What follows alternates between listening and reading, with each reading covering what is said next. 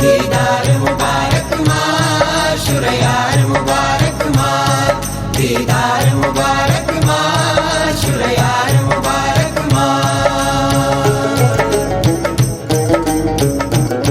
آج ہم ایک ایسے فارسی لفظ کی گہرائی میں اتر رہے ہیں جو سننے میں تو بہت سادہ لگتا ہے، دیدار. یہ فارسی مصدر دیدن سے نکلا ہے جس کا مطلب ہے دیکھنا. جی ہاں، دیکھنا. لیکن بات یہ ہے کہ خاص طور پر جب ہم اسماعیلی طریقت کے سیاق و سباق میں اس لفظ کو دیکھتے ہیں نا تو اس کے معنی کہیں زیادہ گہرے ہو جاتے ہیں. اچھا، مطلب صرف آنکھ سے دیکھنا نہیں؟ بالکل نہیں، یہ صرف آنکھوں کا دیکھنا نہیں ہے، یہ ایک آپ کہہ سکتے ہیں روحانی تصور بن جاتا ہے جسے بعض اوقات بیٹیفک ویژن کہا جاتا ہے. بیٹیفک ویژن؟ جی، یا اگر ہم زیادہ مناسب اردو میں کہیں تو باب برکت دیدار. یہ ایک بہت ہی پرسکون اور روح کو منور کرنے والا تجربہ سمجھا جاتا ہے. اچھا، تو یہ بابرکت دیدار یہ کس چیز کا دیدار ہے؟ کیا یہ کسی خاص ہستی سے متعلق ہے؟ جی بالکل.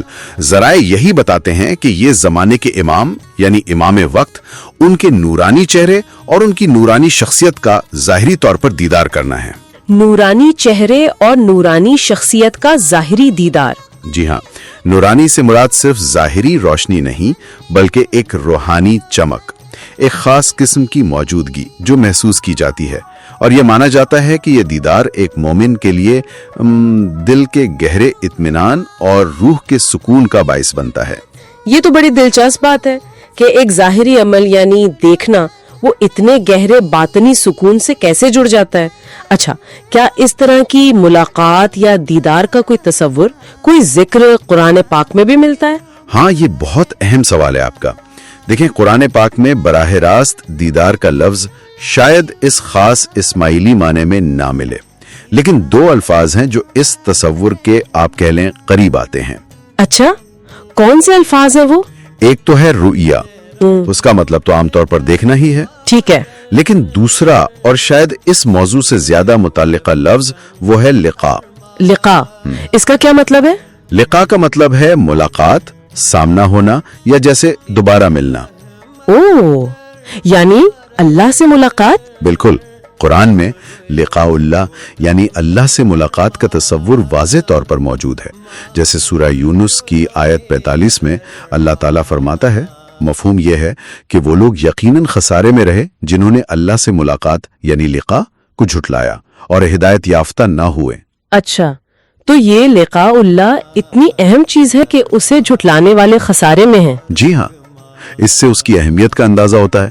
اور صرف یہی نہیں، قرآن میں دوسری جگہوں پر بھی جیسے سورہ 10 کی آیت 7 یا سورہ 18 کی آیات 105 اور 110 میں بھی لقاء کا ذکر اور اس کی اہمیت بیان کی گئی ہے. یہ کوئی عام ملاقات نہیں، یہ ایک فیصلہ کن سامنا ہے. تو ایک طرف قرآن لقاء اللہ کی بات کرتا ہے اور دوسری طرف اسماعیلی طریقت میں دیدار امام کو روحانی سکون کا ذریعہ مانا جاتا ہے.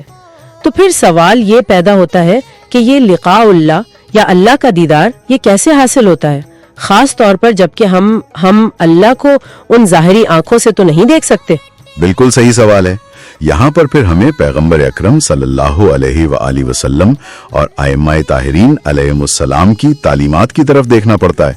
ایک بہت مشہور فرمان نبوی ہے، من رانی فقد راء الحق، جس نے مجھے دیکھا گویا اس نے خدا کو دیکھا. سبحان اللہ. اور اسی طرح مولا علی علیہ السلام کا ایک قول بھی منقول ہے، انا وجہ اللہ فی السماوات والارض، میں آسمانوں اور زمین میں خدا کا چہرہ ہوں.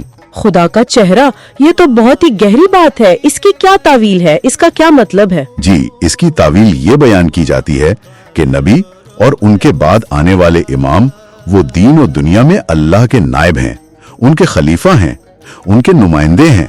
وہ وجہ اللہ یعنی خدا کا چہرہ اس معنی میں ہے کہ ان کے ذریعے سے، ان کی پہچان سے خدا کی پہچان ہوتی ہے. اچھا، یعنی خدا کی معرفت کا راستہ ان ہستیوں کی معرفت سے گزرتا ہے. بالکل. گویا اللہ کو پہچاننا ہے تو انہیں پہچاننا ہوگا. تو اس کا مطلب یہ ہوا کہ ان پاک ہستیوں کا دیدار کرنا یعنی نبی کا یا امام کا دیدار وہ ایک طرح سے اللہ کے لقاء یا اس کی معرفت کا ایک ذریعہ بن جاتا ہے؟ جی، تعویل یہی بتاتی ہے، چونکہ وہ اللہ کے نمائندے ہیں، ان کا دیدار کرنا گویا اللہ کی طرف متوجہ ہونا ہے۔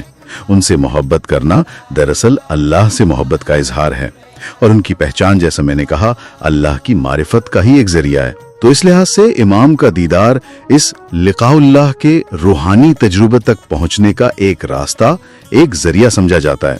تو اگر ہم اس ساری گفتگو کو سمیٹیں، دیدار جو فارسی میں دیکھنے کا ایک عام لفظ ہے، وہ اسماعیلی طریقت میں ایک خاص روحانی مقام حاصل کر لیتا ہے۔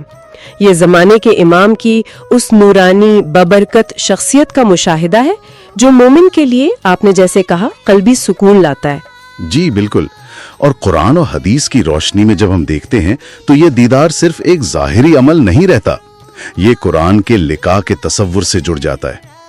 امام اللہ کے نائب اور وجہ اللہ یعنی اللہ کے چہرے کے طور پر ان کا دیدار اللہ کی معرفت اور اس لقاء تک پہنچنے کا ایک مستند ذریعہ سمجھا جاتا ہے۔ واقعی یہ بات تو بہت غور طلب ہے کہ کس طرح ایک ظاہری عمل یعنی دیدار اتنے گہرے باطنی معنی اور ایک پورے روحانی سفر کا نقطہ آغاز بن سکتا ہے۔ یہ ہمیں سوچنے پر مجبور کرتا ہے کہ ظاہری دیدار سے باطنی معرفت تک کا یہ جو سفر ہے یہ کیسے طے ہوتا ہے، اور امام کی موجودگی میں وہ کون سی کیفیت، وہ کون سی تیاری ہوتی ہے جو اس تجربے کو حقیقی معنوں میں اتنا گہرا اور روحانی بنا دیتی ہے۔ مشہور ماکھین کے زمانہ چار، ماں چار مبارک ماں، ماکھین کے زمانہ چار، ماں چار مبارک ماں، دیدار مبارک ماں، شریار مبارک ماں، دیدار مبارک ماں، شریار مبارک ماں۔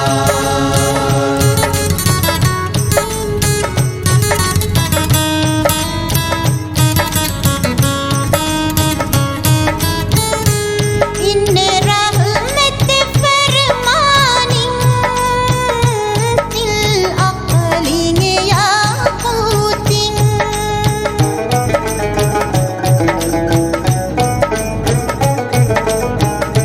ان رحمت فرمانی دل اقلی یاقوت، دانا سسگن اسرار، اسرار مبارک مار، دانا سسگن اسرار، اسرار مبارک مار، جم دین کے یک نمابئی مومل چنکایتن،